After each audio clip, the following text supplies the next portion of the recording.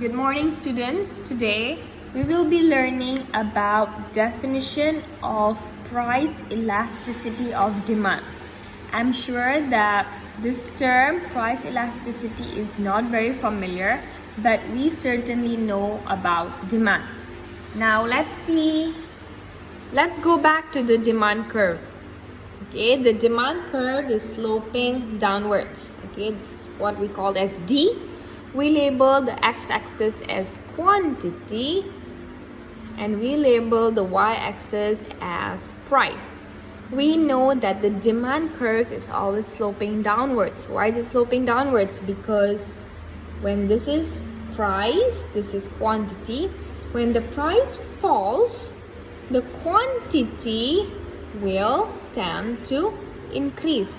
That's why the demand curve is sloping downwards. Okay, this is a recap of demand. Okay, it's done. Now, what is actually PED?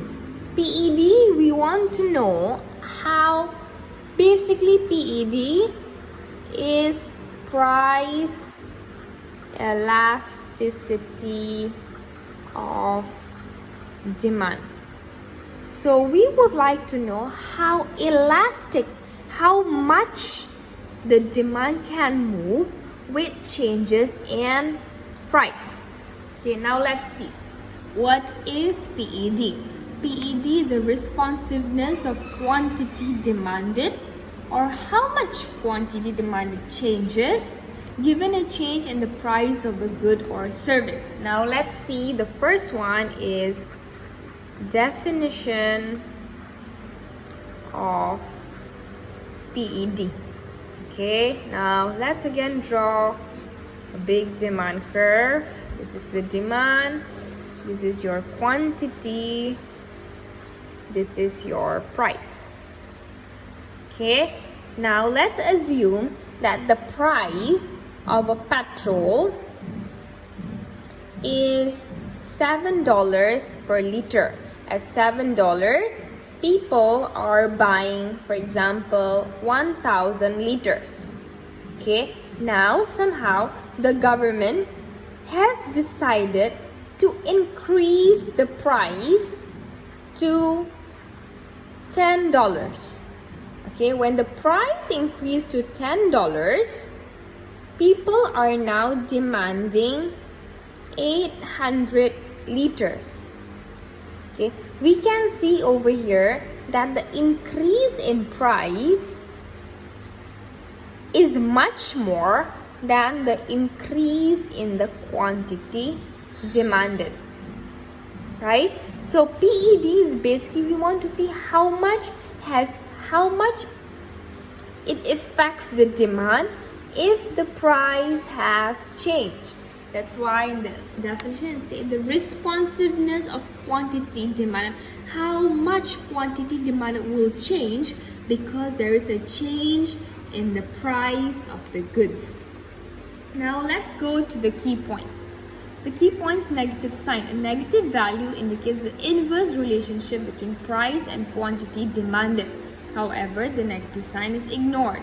Why? Because when price falls, quantity demanded will increase. This is what it means by inverse.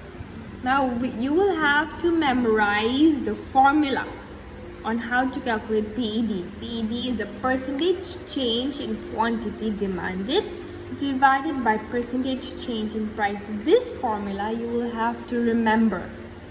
Okay, we will get back to this formula in the next class. Okay, now I will not be going much into the formula, but you have to remember that how to calculate PED is percentage change in quantity demanded divided by the percentage change in price. Now, if you scroll down, there are three types of PED.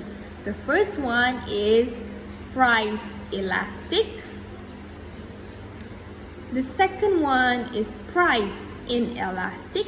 And the third one is unitary elastic. Now, let's see over here. Demand for a product, let's see price elastic. Demand for a product is said to be elastic if the percentage change in demand is more than the percentage change in quantity demanded. Let me zoom into this diagram. Okay, let's just focus over here. Now over here, what change do you think is greater? Is it the change in price or is it the change in quantity demanded? Of course, we can see that the percentage change in price is only 33%, but the percentage in quantity demanded is 50%. Over here, when the change in quantity demanded is more, we can say that the price is elastic or elastic demand. Okay, over here, for example, the price of a laptop, for a Mac laptop, increases by 33%. People will reduce their spending, will reduce the quantity demanded by 50%. Because why? Because the price of a MacBook is already very expensive. So if again the price increases, a lot of people will quit buying the Apple laptop. Now we will see the opposite. Demand is elastic. Remember, when demand is elastic, the change in quantity demanded is more than the change in price. Now let's see when demand is inelastic over here.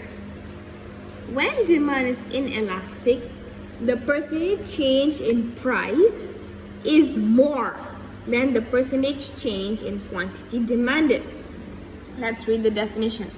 When there is a smaller percentage change in quantity demanded as compared to the percentage change in price. Now let's see the diagram. Okay, now for example, this is when it is a necessity product. For example, government decides to increase the price of a petrol by 66%. This will affect the people who has a motorbike, or who has a car, or who has a truck. Now when the price increased by 66%, only few people will move to cycling or walking. That's why when price increased by 66%, you realize that people are only reducing their demand by 33% because they cannot afford to walk to work, they cannot afford to cycle. So yes, they will try to reduce their going out in restaurants, but they cannot reduce much because they will need petrol to go to work, okay, and do other necessary things. So remember, when demand is inelastic, the change in the price is greater than the change in quantity demanded. Now let's see the last one, unitary. Unitary means equal. Okay, when the percentage change of the demand is equal to the percentage change in quantity demand. Demand is equal to the percentage change in price. Now let's see the diagram. Over here you can see that this area here, the change in price, and this area here, the change in quantity demanded, are exactly the same. Okay, this is why we call it as unitary elastic. Okay, that's it for today. Please read the assignment, and you can submit the assignment by tomorrow 10 p.m. Thank you.